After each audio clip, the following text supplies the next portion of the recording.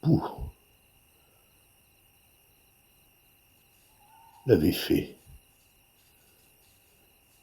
Il l'avait fait.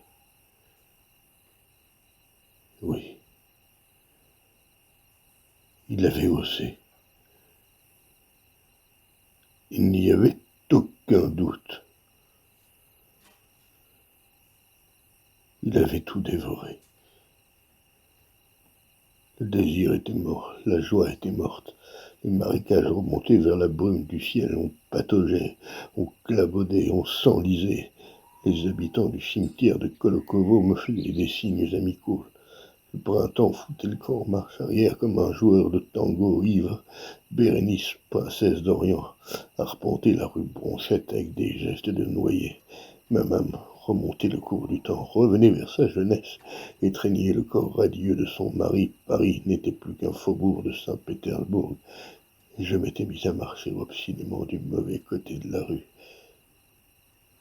Solange me murmurait-elle l'oreille des choses que je ne savais pas, atroce révélation, le cœur même détenait. Le pouls l'avait fait. Il l'avait fait. Oui. Il avait osé. Il n'y avait aucun doute. Solange avait raison. Une fois encore. Il avait tout dévoré. Même les trains.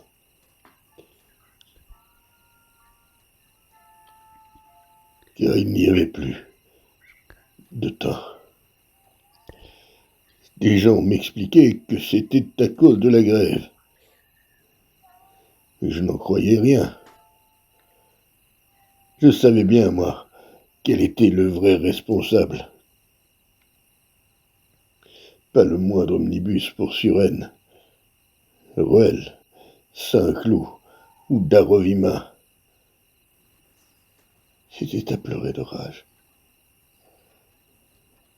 On ne partait plus.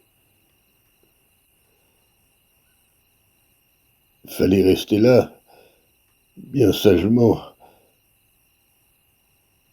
en attendant la reprise du travail.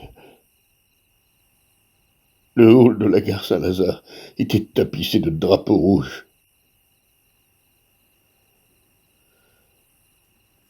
On parlait d'un début de révolution, à voix basse, en jetant de tous côtés des regards affolés, comme s'il se fût agi d'une maladie honteuse.